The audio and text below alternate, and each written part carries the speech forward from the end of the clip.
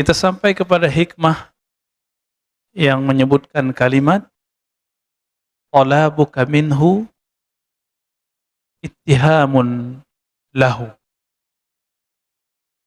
Talabuka, kalau kita terjemahkan secara harfiah, berarti tuntutanmu. Kamu menuntut kepada Allah ini dan itu, meminta A, B, C, D, semua itu ittihamun lahu. Sama dengan kamu menuduhnya.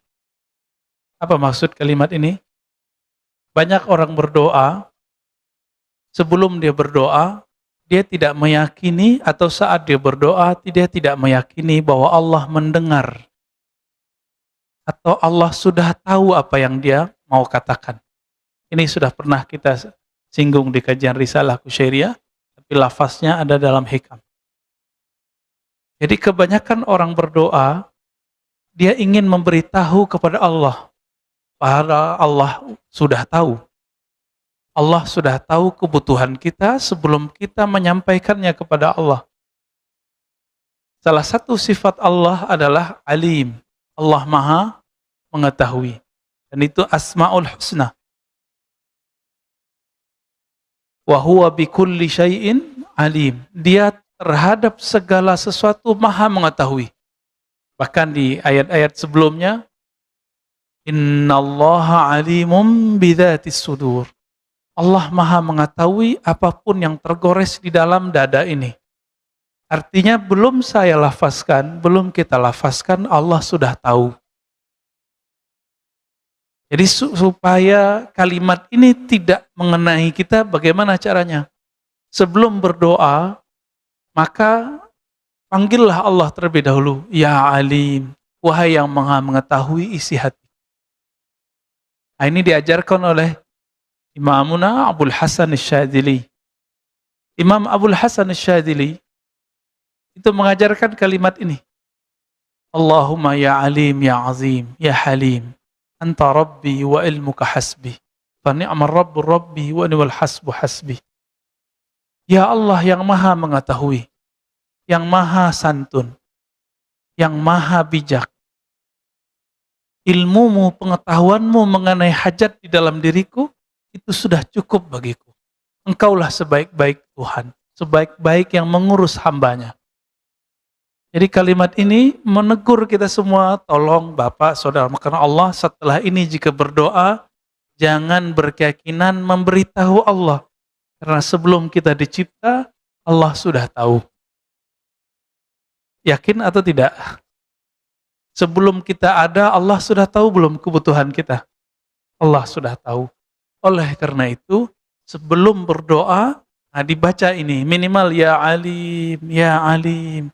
Wahai yang maha mengetahui isi hatiku.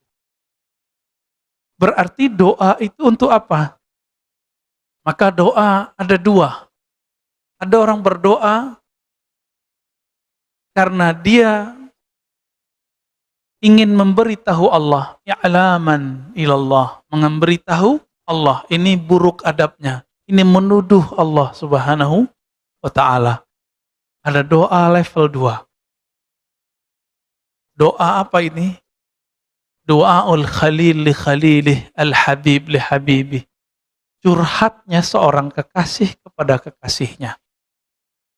Saya mau tanya, orang yang curhat sebenarnya dia sudah tahu belum apa jalan keluar masalahnya? Rata-rata sudah. Cuma dia ingin tenang. Ketika Nabi Ibrahim alaihissalam, beliau mengatakan, ya Allah, arini kaifa tuhyil mauta. Tunjukkan kepadaku bagaimana cara engkau menciptakan yang hidup, menciptakan yang hidup, menghidupkan yang mati. Allah bertanya, apakah engkau tidak beriman kepadaku?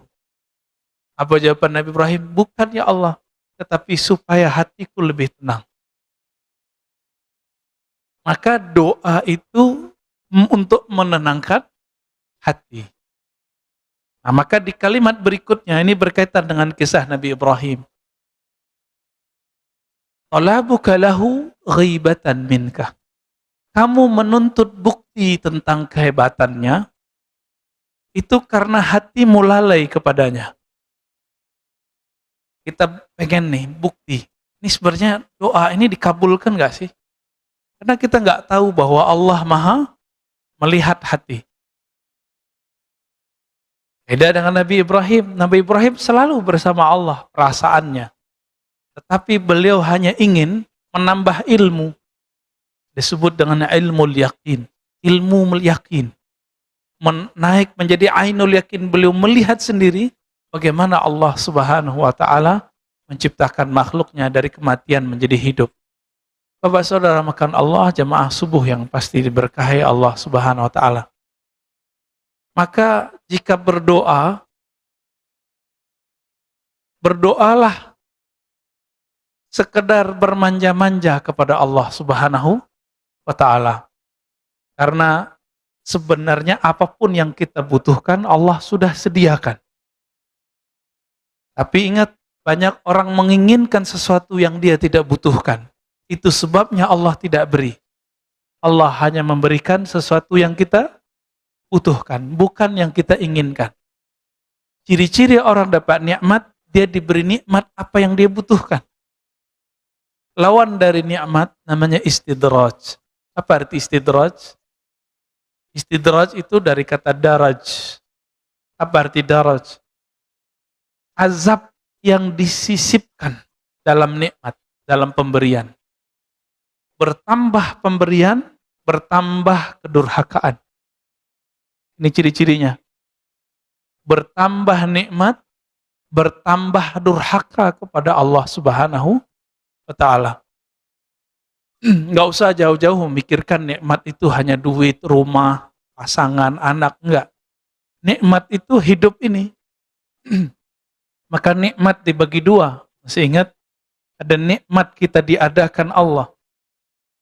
Ada nikmat kita tetap langgeng hidup kita sampai sekarang. Ini disebut dengan ni'mal imdad. Yang pertama disebut dengan ijad. Bapak saudara makan Allah, kenapa kita sebut kita ada ini nikmat? Satu kali Nabi Musa alaihi salatu wassalam berdoa, Ya Allah, jadikan aku Nabi akhir zaman. Apa kata Allah? Sudah ada Muhammad bin Abdullah.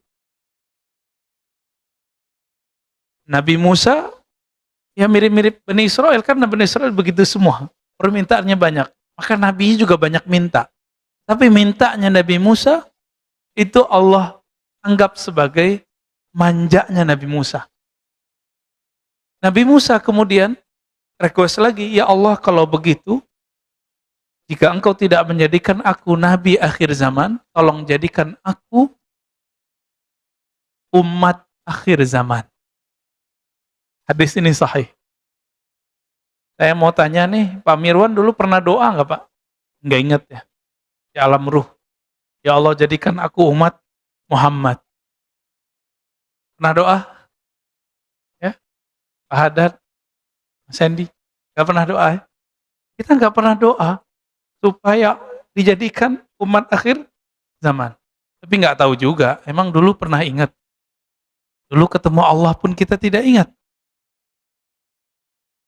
Maka orang-orang yang Allah ciptakan dan Allah buat dia terlahir di akhir zaman, ini namanya nikmat ijad, nikmat diwujudkan di akhir zaman.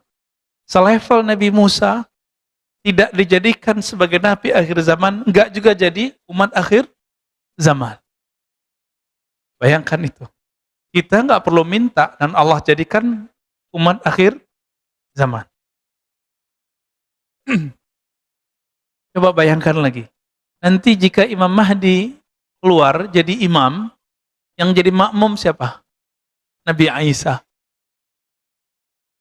Secara pangkat lebih tinggi pangkat Nabi Isa. Tapi secara tugas, lebih banyak tugas Al-Mahdi. Berarti Al-Mahdi ini siapa? Al-Mahdi ini pewaris hakiki Rasulullah Sallallahu Alaihi Wasallam. Semua ilmu Nabi nanti turun kepadanya. Makanya selevel Nabi Isa harus menjadi makmum, karena Al-Mahdi khalifatul Rasul, khalifatullah, pengganti, pengemban tugas kerasulan, tapi Rasul sudah tidak ada. Maka beliau hanya disebut sebagai wali Allah, disebut sebagai khalifatullah.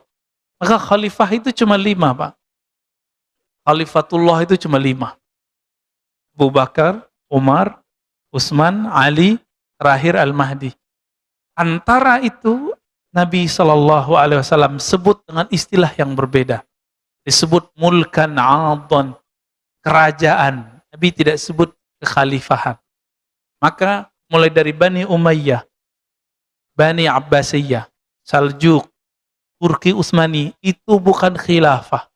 Khilafah yang begitu kita nggak perlu, Pak. Kita nggak butuh. Kita butuh khilafahnya 4 sahabat, dan yang terakhir adalah khilafahnya ala minhajin nubuwah. Jadi Nabi menyebutkan khilafah ala minhaj. Khilafah pemerintahan yang berdasarkan konsep kenabian, ajar kenabian, minhajin nubuwah. Karena Nabi sudah tidak ada, maka pengemban ini adalah wali Allah. Berarti wali Allah ini menjadi imam, imamnya seorang Nabi Allah. Nah, kita bisa bayangkan, jadi seandainya wali-wali Allah yang hidup zaman ini, hidup di zaman Bani Israel, tentu mereka jadi Nabi. Walaupun hadisnya tidak sahih, ya, ulama'u ummati ya anbiya'i Bani Israel, ulama umatku seperti nabi-nabi Bani Israel, itu maknanya sahih, meskipun secara sanad tidak sahih. Enggak paksakan juga itu. Kenapa? Karena setiap masa ada 124 kekasih Allah. Sebelum Nabi Muhammad SAW disebut dengan para nabi. Setelah Nabi Muhammad, karena tidak ada lagi nabi, jumlahnya tetap 124.000. Disebut dengan para wali Allah. Siapa tahu guru-guru Bapak Ibu atau di antara kita ini ada yang 124.000 itu. Amin ya Rabbal alamin. Kalau tidak, semoga Bapak Ibu berguru kepada mereka. Karena nanti mereka bisa kasih syafaat. Dengan izin Allah. Berdasarkan hadis Imam Muslim, bahwa yang dapat memberi syafaat itu adalah malaikat, nabi, dan orang soleh. Dengan izin Allah Subhanahu wa ta'ala. Malaikat, nabi, oleh orang soleh ini yang 124.000 itu. Ya. Jadi ketika kita ingin menunggu kapan Allah ini bantu kita, kapan Allah ini memberikan keajaiban kepada kita, orang-orang seperti ini qalbunya tidak hadir bersama Allah, disebut ghaibatan minka, talabuka lahu ghaibatan minka. Ya. Kamu menuntutnya untuk begini begitu, atau kamu ingin mencari bukti tentangnya, pertanda kalau kamu tidak bersamanya. Jadi kalau kita tidak bersama Allah, maka kita akan mencari-cari buktinya. Padahal Allah mengatakan, wa huwa ma'akum ainama kuntum. Dia bersamamu dimanapun kamu berada. Dia bersamamu dimanapun kamu berada. Wa idza sa'alaka ibadi anni fa inni qarib. Jika hambaku bertanya kepadaku, katakanlah bahwa aku sangat dekat. Tapi Allah dekat, kita belum tentu merasa dekat. Ini masalahnya. Disinilah perdebatan orang tawasul enggak tawasul. Sebenarnya orang yang anti tawasul itu niatnya benar. Kalau minta kepada Allah, ngapain pakai perantara? Benar gak tuh? Benar. Ini benar Pak, konsep awalnya benar. Tapi, apakah setiap orang berdoa merasakan kedekatan itu? Enggak. Maka dia perlu menyebut nama guru-gurunya dalam meminta kepada Allah. Mintanya tetap kepada Allah. Ini dalilnya dalam hadis Imam Tirmizi. Seseorang datang kepada Nabi, dia buta. Wahai Rasulullah, doakan aku supaya mataku bisa melihat. Apa kata Nabi? wahai sahabatku, isbir wa huwa khairul lak. Sabarlah kamu terhadap musibah yang kamu alami, itu lebih baik bagimu. Karena dosa mata banyak nggak Pak? Banyak sekali ya. Mau dia wali, mau dia ustadz, mau dia jamaah, sama. Lalu orang itu meminta lagi sampai 3 kali.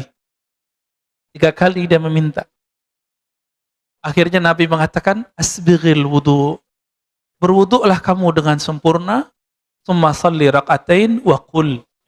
Lalu salatlah 2 rakaat, lalu bacalah doa ini. Doanya doa tawassul. Ya Allah, inni atawajjahu bika binabiyyika.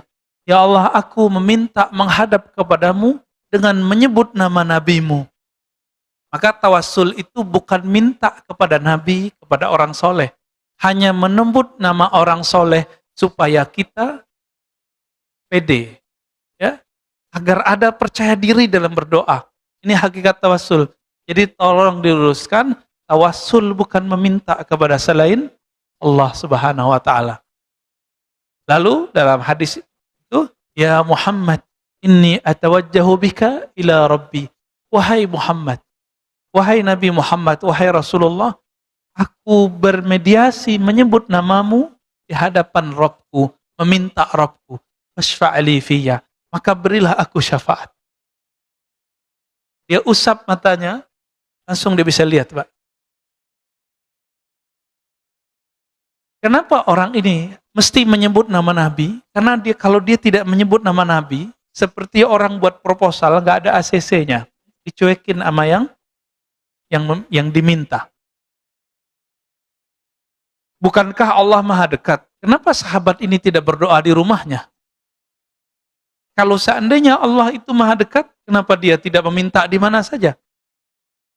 Allah maha dekat, tapi orang ini tidak merasa dekat. Itu maknanya. Karena dia tidak merasa dekat, Allah pun tidak merasa dekat kepadanya. Ana inda dhanni abdi, aku berdasarkan keyakinan hambaku. Ini terjemahan saya. Terjemahan biasa, aku berdasarkan prasangkaan hambaku. Itu lewat ya terjemahannya. Bukan itu terjemahannya. Aku berdasarkan keyakinan hambaku. Apa keyakinan kita saat berdoa? Allah nggak dengar, Allah nggak mau dengar. Padahal Allah maha mendengar. Itu sebabnya juga Bapak Saudara makan Allah, kalau berkunjung ke kampung-kampung, meskipun ya kita tidak semuanya sesuai dengan metode ini, tapi guru-guru kita yang lama, baik di Indonesia, ataupun di Suriah, di Arab, di Yaman, mereka sebelum berdoa, mereka tahlil dulu. Saya juga mikir-mikir, kenapa ini? Alasannya apa? Kan Nabi tidak mencontohkan dengan cara itu secara rutin. Sesekali iya, sesekali tidak. Kan mereka zikir dulu Pak. Afdhalu dzikri la ilaha illallah, terus orang tahlil. Ya, benar nggak? Setelah itu baru doa. Apa ini rahasianya? Kita usut, kita teliti. Ternyata ada dalam riwayat Imam An-Nasai. Bahwasannya, man qala la ilaha illallah. Lebih kurang begini. Siapa yang mengatakan la ilaha illallah dengan hatinya, dengan kolbunya. Lisannya membaca, kolbunya membenarkan. Apa kata Nabi SAW? Fataqallahu samawat. Allah akan belah langit sekedar memandang orang itu. Saya mau tanya, sebelum orang itu baca la ilaha illallah, Allah sudah memandang belum kita semua? Sudah. Lalu pandangan apakah ini? Inilah pandangan kewalian. Pandangan rahmat. Siapa yang membaca ini, maka Allah pandang dia dengan pandangan cinta. Itu sebabnya Bapak Saudara makan Allah, kita kalau melihat ahli zikir, hati kita kemudian jadi teduh. Apa kata Nabi SAW ketika ditanya, ya Rasulullah, siapakah wali Allah itu? Dijawab oleh Nabi, man idza ru'u dzukirallah. Orang yang jika engkau pandang dia, orang itu adalah energi zikir. Jika engkau memandangnya, engkau teringat kepada yang dia ingat. Siapa yang dia ingat? Allah. Nah, ini hadis Nasai ini membuat saya merinding Pak waktu baca. Siapa saja yang membaca la ilaha illallah, tidak ada yang berhak disembah, tidak ada tempat bergantung kecuali Allah. Maka Allah belah langit, fataqas samawat. Allah belah langit semua, kalau Allah pandang orang itu dengan pandangan khusus, pandangan spesial. Mau seperti itu? Maka nanti setiap pagi, setiap sore, Bapak Saudara makan Allah, baca kalimat ini minimal 100 kali. 100 kali cukup. Karena 10 sama dengan 100, 100 sama dengan 1000. Berarti 1000 kali Allah memandang kita dengan pandangan rahmat. Mau gak tuh? Meninggal jadi waliullah, Pak. Kekasih Allah. Meskipun kekasih Allah yang umum, itu sudah cukup. Jadi ilmu itu gak usah berat-berat. Jalan menuju Allah itu gak usah tinggi-tinggi. Ternyata ada di kalimat yang sudah kita dengar, setiap 5 waktu, sudah kita pelajari semenjak dari kecil, bahkan kita dengar ketika kita baru lahir di muka bumi. Apa itu? La ilaha illallah. Tapi mungkin kita bertanya, ya Allah, kenapa aku baca namamu, baca la ilaha illallah, tapi tidak terasa bergetar di dalam kalbuku. Kita tidak bergetar ketemu orang, karena kita nggak kenal dia. Kalau kita kenal dia, muncullah rasa sayang, rasa cinta.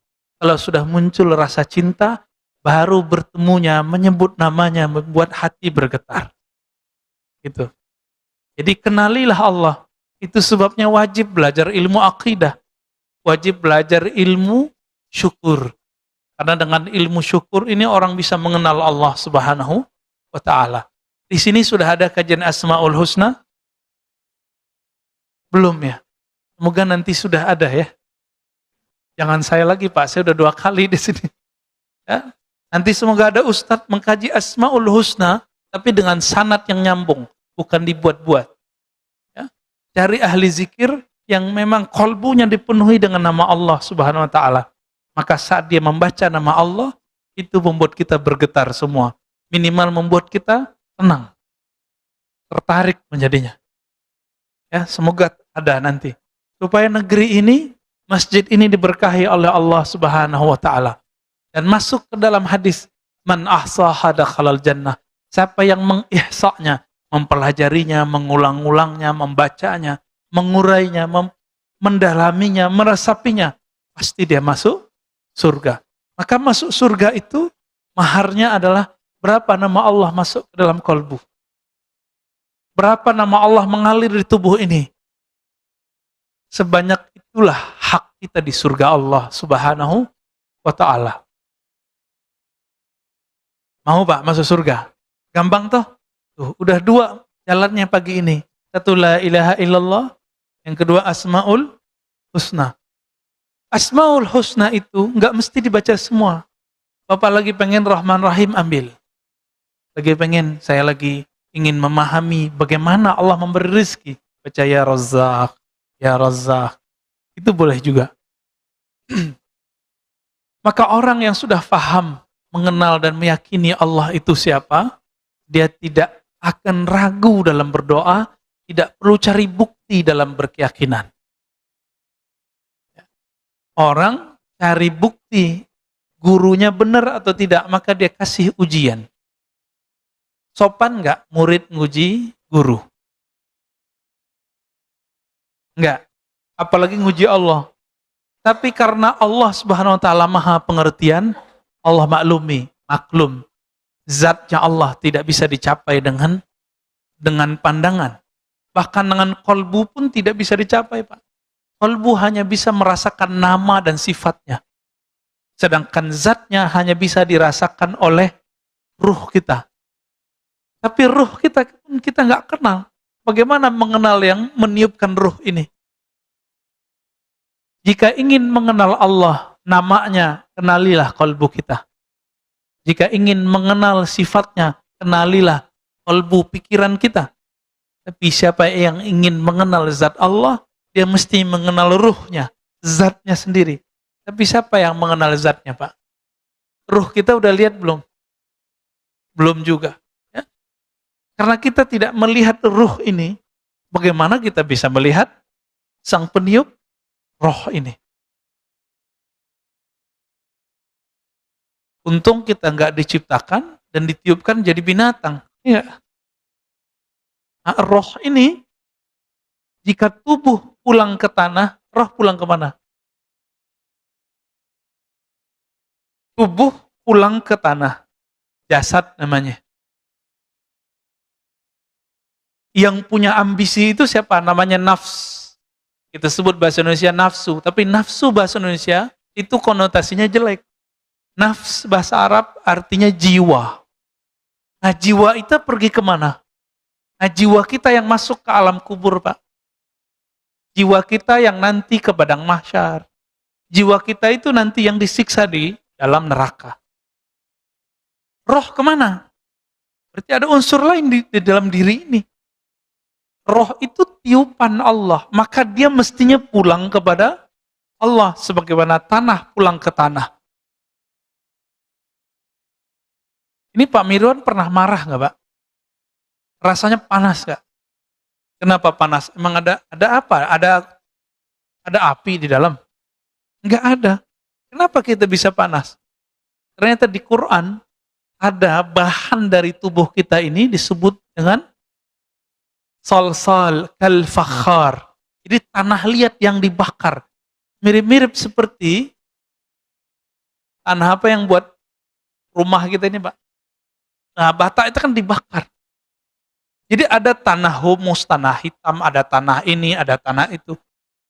Karena di tubuh ini lengkap semua bahan itu, maka ada unsur panas dalam tubuh ini. Ditambah dengan makanan yang dibakar, makanan yang digoreng, ya, yang ahli masak nih. Dan itu energi pindah ke makanan. Itu kita makan, Pak. Oleh karena itu Nabi SAW kalau makan itu menunggu adem dikit. Supaya energi panasnya tidak pindah ke dalam badan. Bukan cocok logi, Pak. Emang begitu hadisnya. Ya? Dan Nabi mengatakan, makanan yang tidak panas itu berkah. Anget boleh, panas jangan. Dan benar, kita bertemu orang umur 80-an, giginya belum banyak yang rontok. Saya tanya, apa alasannya, apa pengalaman Bapak ini, kok gigi masih utuh-utuh aja nih? Apa jawaban beliau? Saya tidak makan terlalu panas atau minum terlalu dingin. Gitu. Tantangan kita semua, Pak ya. Kita kalau minum pengennya dingin, kalau makan pengennya panas. Lidah aja rasanya langsung sariawan, langsung panas. Apalagi gigi tuh, ya. Apalagi perut. Coba lihat nih. Ternyata yang suka sambel doang bukan orang Sumatera, Pak. Orang Sunda, orang Jawa Timur, aduh sambelnya Masya Allah. Ya, waktu kita pernah ada tugas dulu ke pelosok Bandung, itu nggak ada cabai merahnya, Pak. Adanya cabai rawit doang. Ulek. Ya. Kita makan itu, aduh saya guling-guling, Pak ya. Pedesnya bukan main. Bukan berarti kita jadi pedes gara-gara itu, bukan ya. Baik. Jadi apabila roh ini tidak berpulang kepada Allah, maka kita belum selesai tugasnya. Belum sempurna, inna lillahi wa inna ilaihi rajiun. Kita milik Allah, kembali kepada Allah. Yang Allah tiupkan itulah yang mesti harus kembali kepadanya. Ya? Apa kata Allah tentang Nabi Adam? Tatkala aku telah menyempurnakannya, sawaituhu.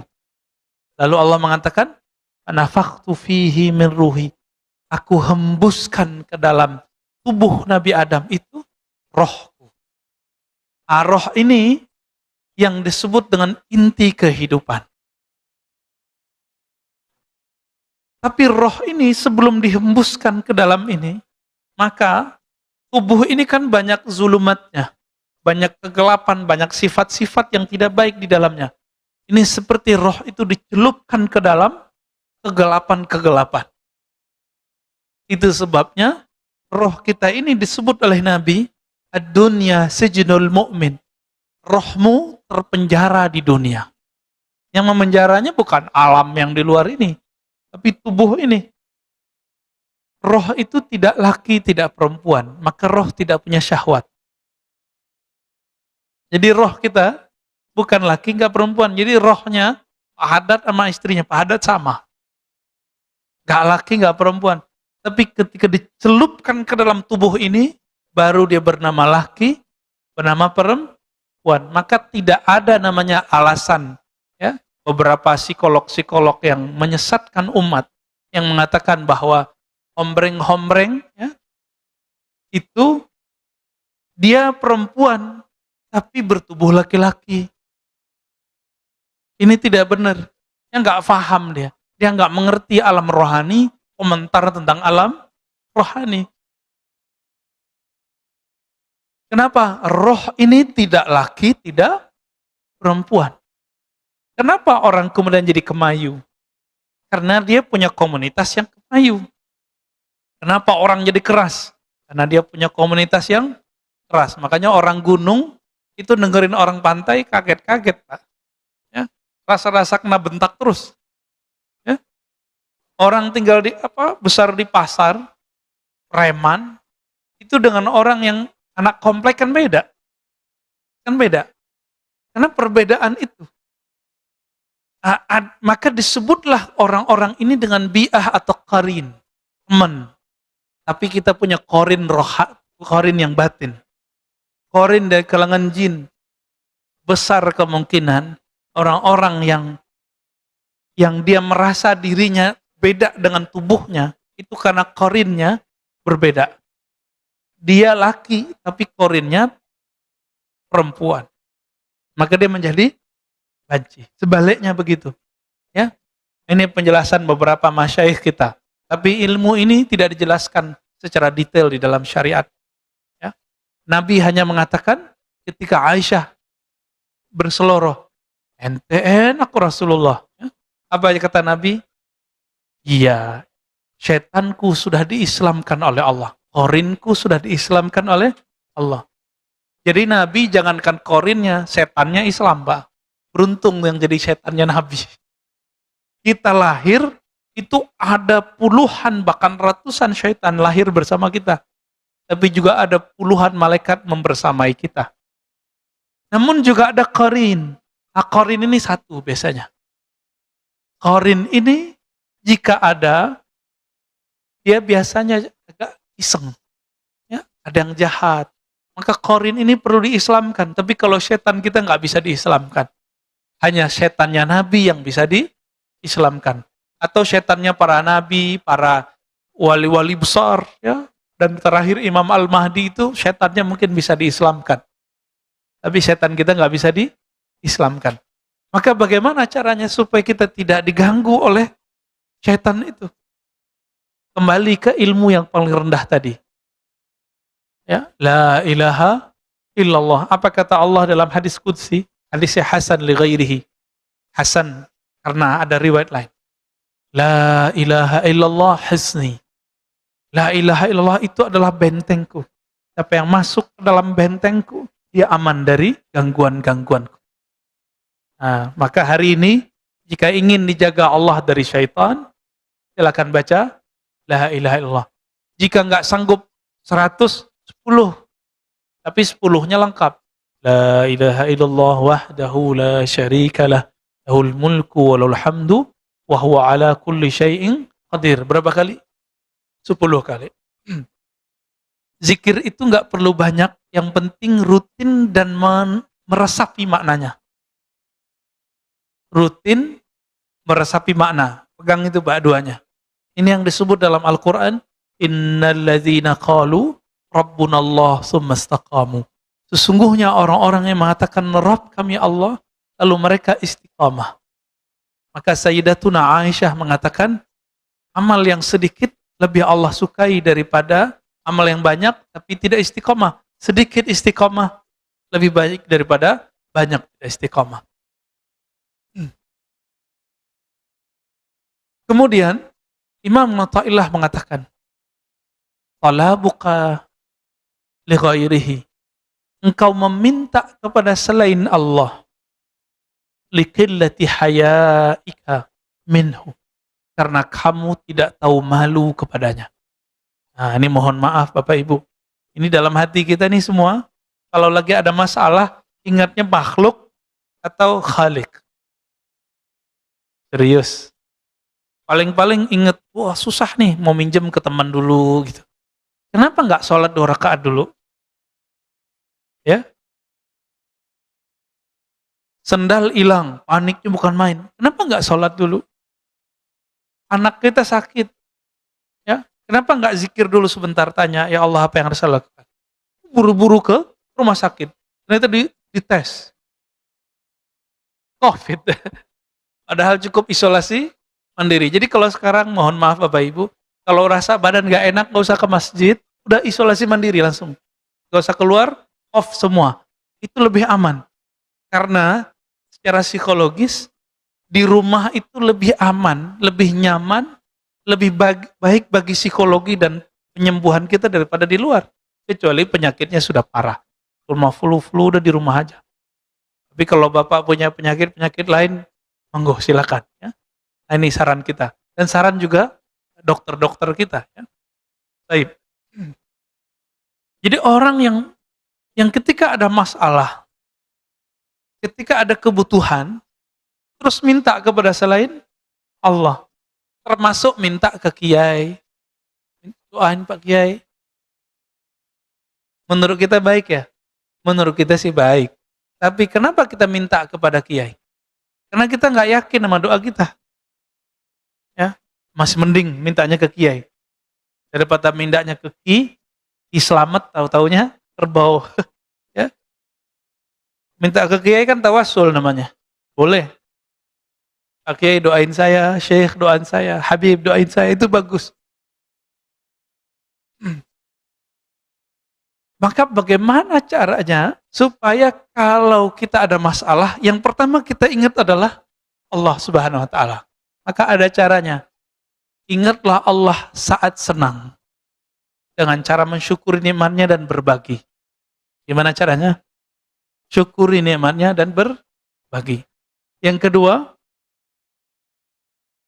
supaya kita tidak ingat makhluk dulu ketika ada masalah, maka punyailah zikir, wirid yang rutin setiap hari.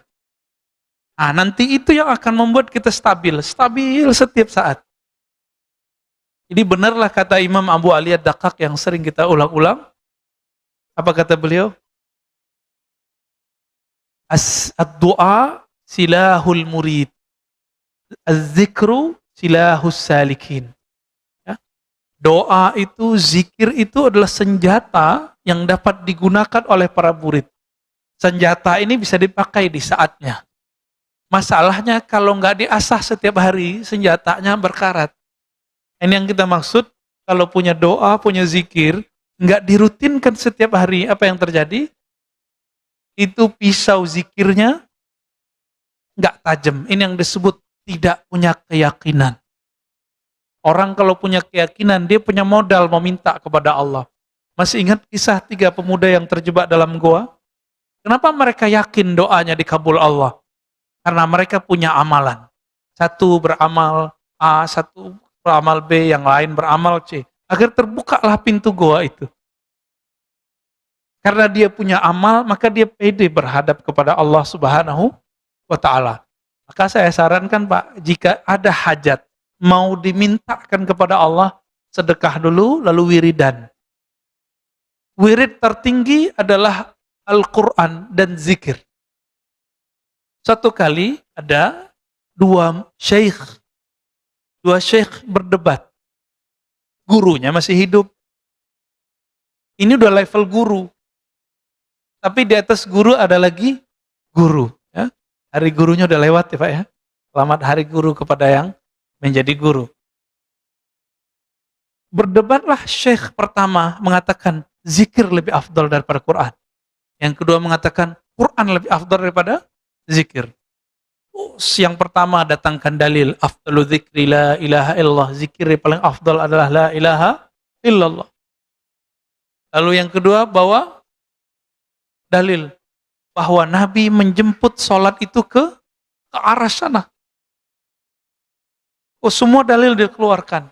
Akhirnya mereka mentok, tahu-tahu gurunya datang. Apa kata gurunya? Apa yang kalian perdebatkan? Lalu mereka menyampaikan perdebatan mereka. Lalu gurunya mengatakan, wahai muridku, al-afdal kullu amalin ma'allah.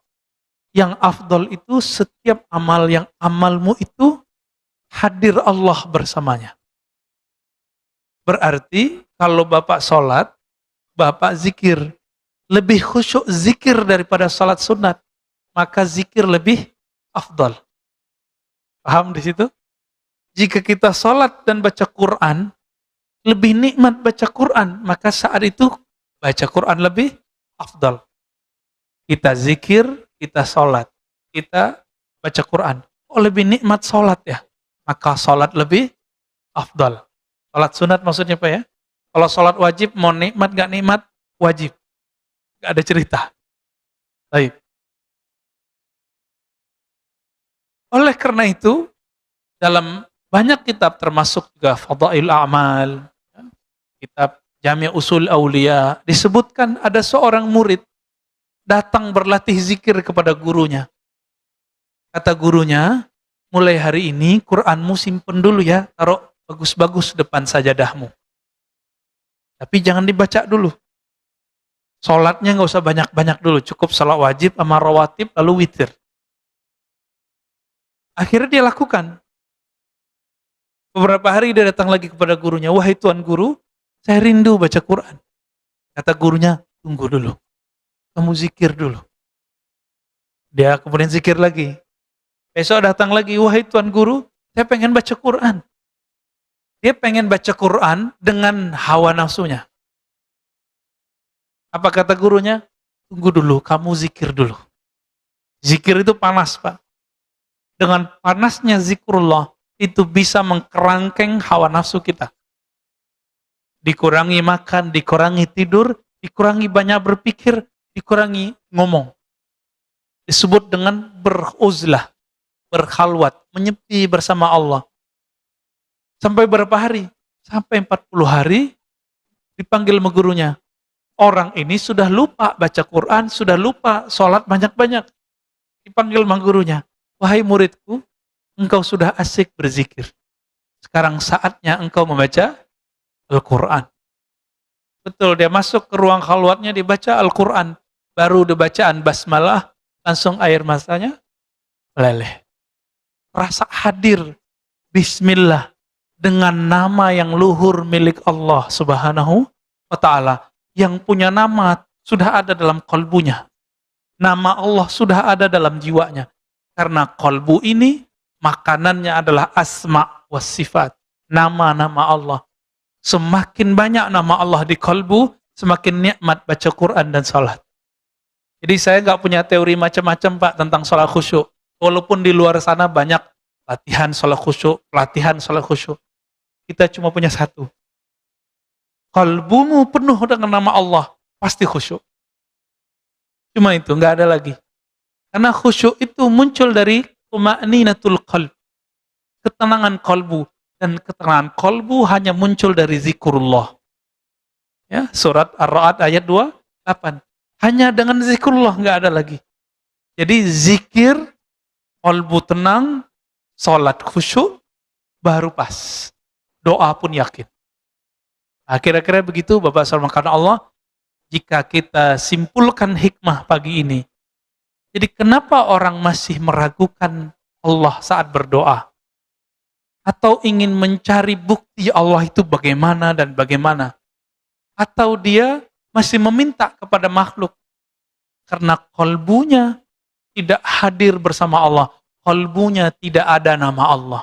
Maka belajarlah kepada ahli kalbu, ahli zikir, bagaimana cara menabung nama Allah dalam kalbu. Kira-kira begitu Bapak Saudara karena Allah, saya rasa cukup. Ada tanya jawab? Baik. Silakan kalau ada yang mau didiskusikan. Saya tidak melayani pertanyaan politik. Oke? Okay? Saya batasi, kita ngomong hikam aja. Ya.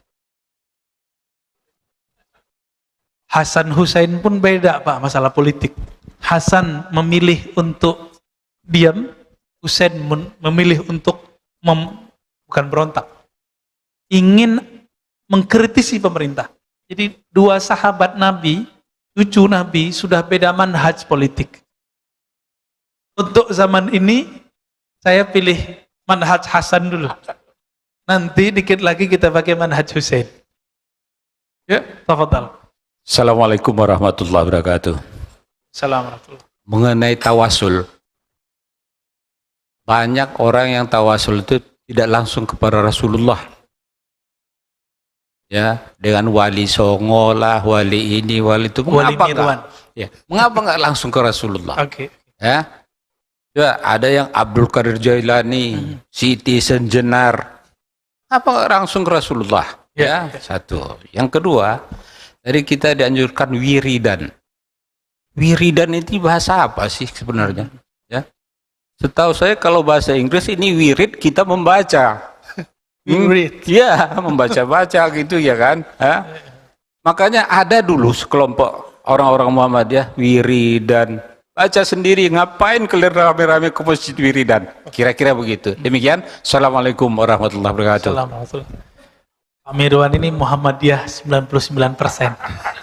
1%-nya NU, Pak. Kenapa tawasul itu nggak ke Nabi?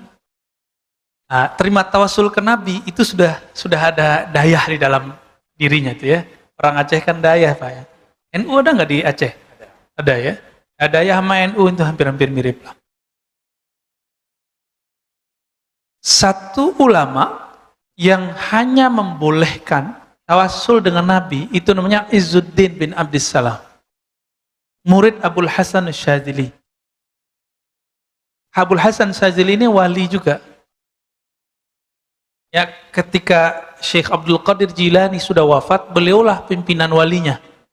Nah, salah satu muridnya yang ahli fikih, ahli hadis namanya Izzuddin bin Abdissalam.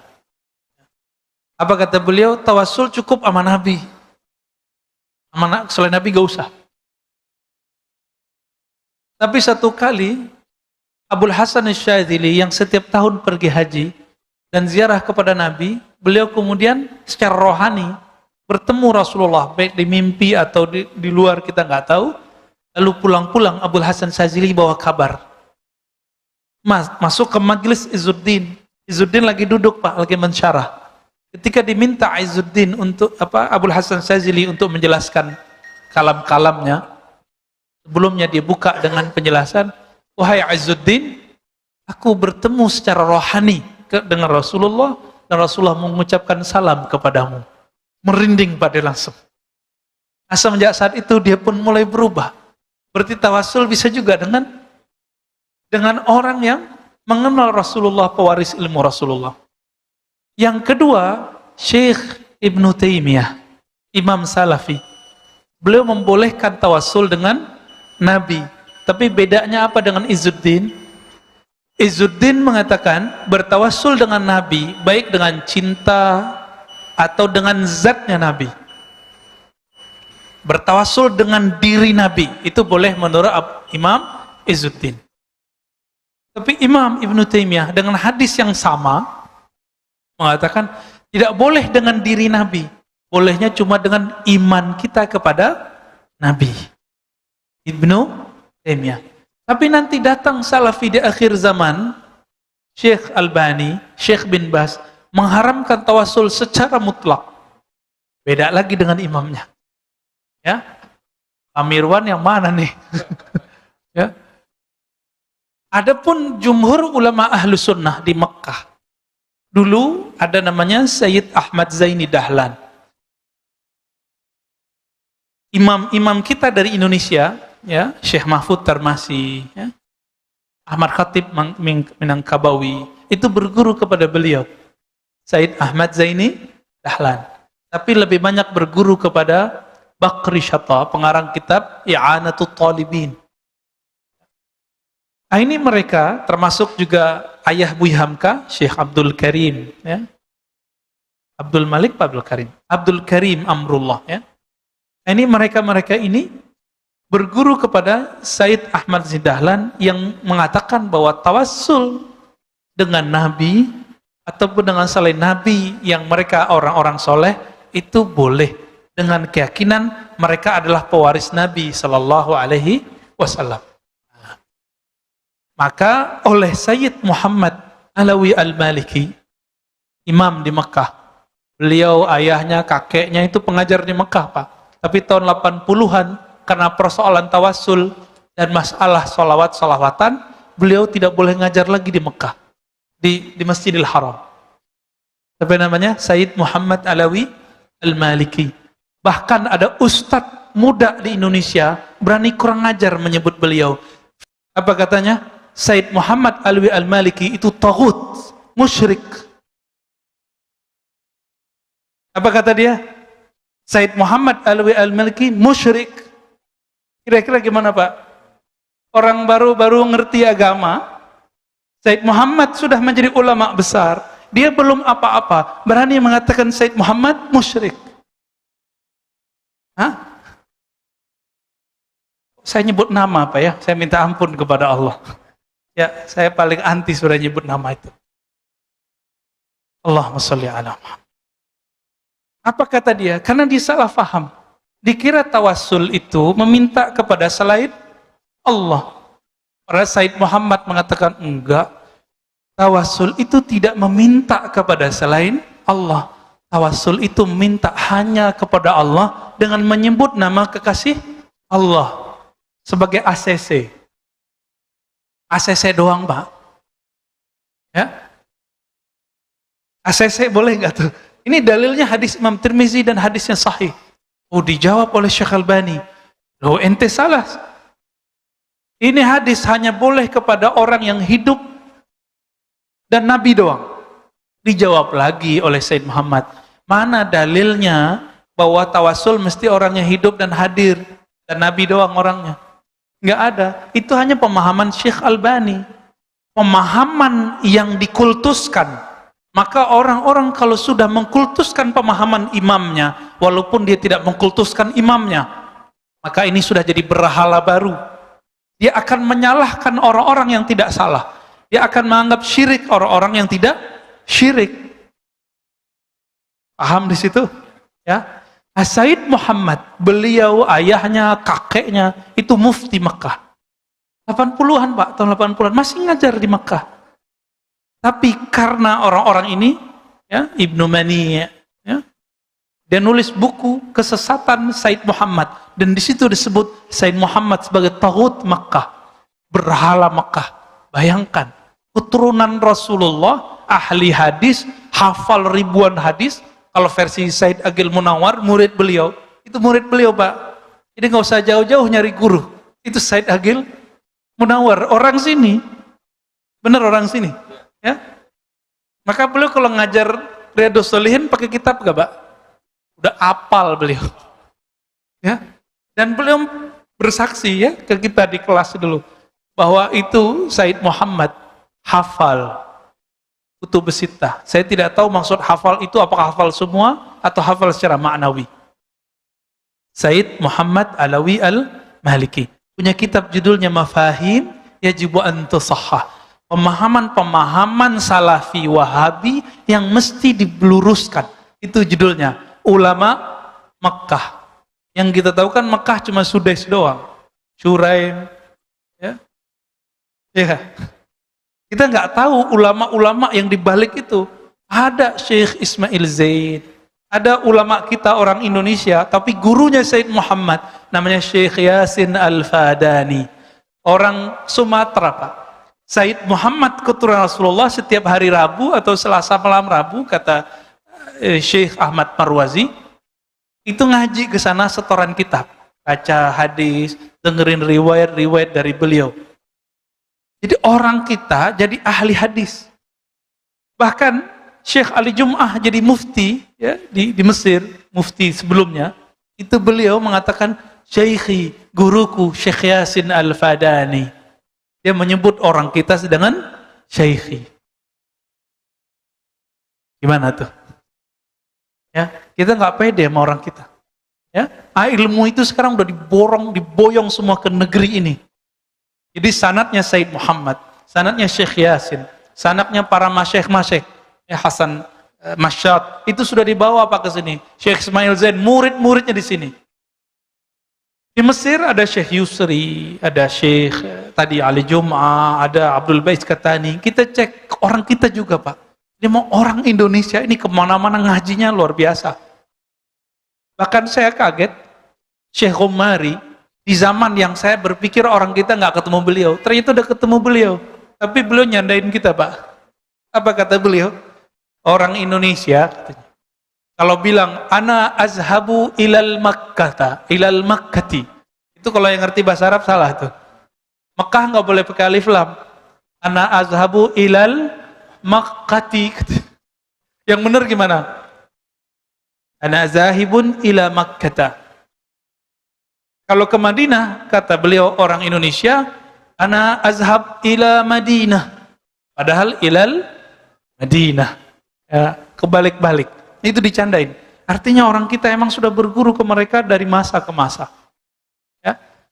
Jadi tinggal Pak Mirwan pilih. Pilih Said Muhammad atau Ibnu Mani'. Pilih Izzuddin bin Salam atau Syekh Ibnu Taimiyah.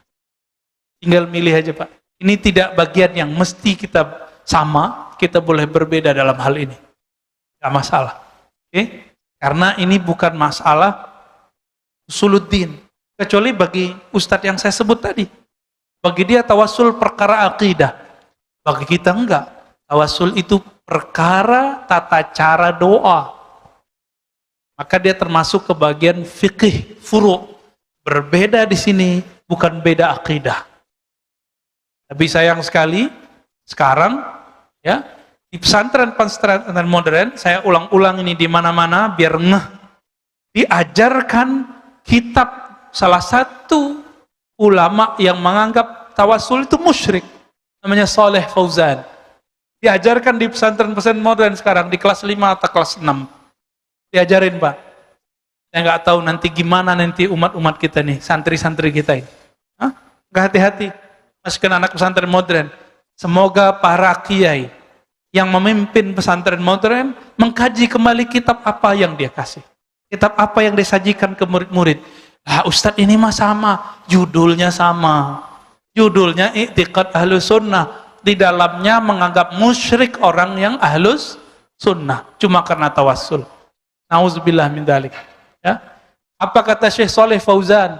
Asy'ariyah dhallah.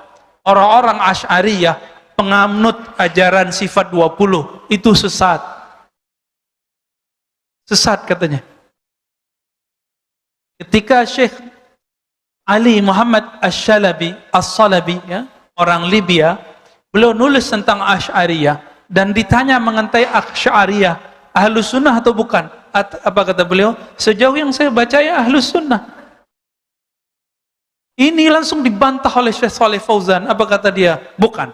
Asy'ariyah bukan Ahlus Sunnah. Jadi kita ini bukan Ahlus Sunnah Pak. Ya, makanya Said Muhammad dianggap oleh dia bukan Ahlus Sunnah. Berabad-abad ulama di Mekah itu mereka Asy'ariyah, Ahlus Sunnah, tapi tidak dianggap Ahlus Sunnah. Maka sudah benar ini pengurus membatasi gerak dakwah yang ekstrim tersebut di masjid ini. Sudah benar. Ya, saya mendukung sepenuh hati dan kita doakan semoga kita istiqomah dan persatuan kita dijaga oleh Allah Subhanahu wa taala. Yang kedua tadi apa, Pak? Wiridan. Oke. Ini bukan bahasa Inggris, Pak. Bukan wirid, ya. Ini al-wird.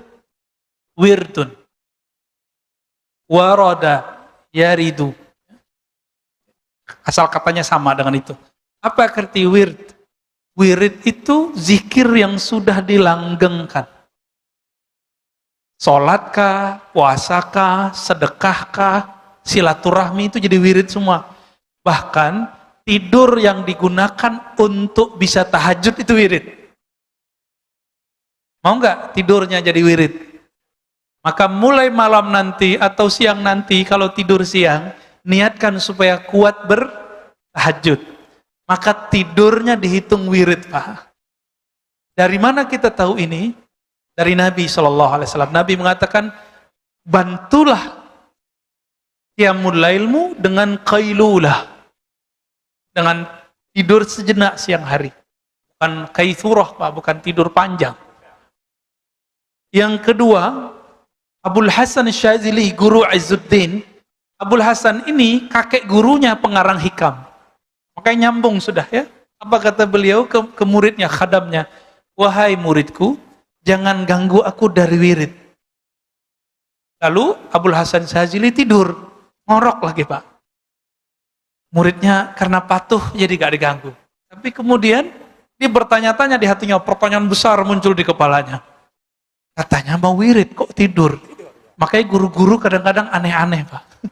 Guru-guru itu kadang-kadang aneh, benar-benar aneh. Dan kita nggak boleh ingkar, kita dalam hati bertanya boleh, tapi jangan ingkar. Bertanya aja, nanti saat yang tepat kita bertanya. Bangun beliau, wudu, zikir, selesai zikir ditanya, wahai Tuan Guru, katanya engkau mau wirid, kenapa tidur?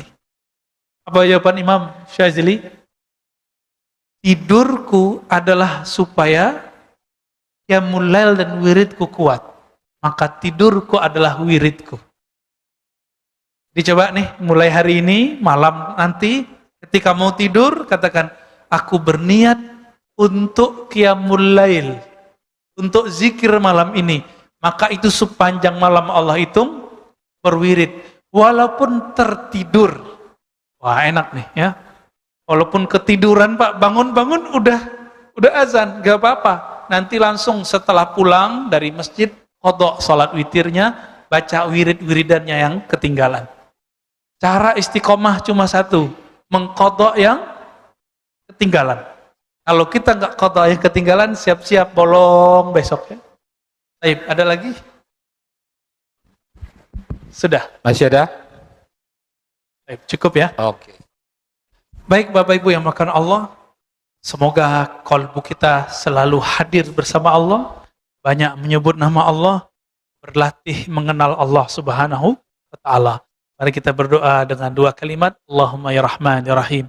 Wahai yang Maha Pengasih, wahai yang Maha Penyayang, ya Rauf, ya Rauf, ya Rahim. Allahumma rzuqna hubbak, ya Allah berikan kami cintamu. Waj'alna mimman ahbabtahu, jadikan kami orang yang engkau cintai. Warzuqnal amal alladhi yuballighuna ila hubbik. Ya Allah, berikan kami keistiqomahan satu amalan yang membuat kami sampai kepada cintamu, yang membuat engkau jatuh cinta kepadamu, sehingga pendengaran kami adalah pendengaranmu, sehingga pandangan kami adalah pandanganmu, gerak kami semuanya dengan ridhamu. Allahumma jma'na ma'a nabiyikal Mustafa Muhammad sallallahu alaihi wasallam. Ya Allah, kumpulkan kami dengan nabimu, Nabi Muhammad sallallahu alaihi wasallam, di jannatil firdausil a'la, di surga firdausmu yang sangat mulia. Rabbana atina fid dunya hasanah wa fil akhirati hasanah wa qina adzabannar. Walhamdulillahirabbil alamin. Terima kasih. Assalamualaikum warahmatullahi wabarakatuh.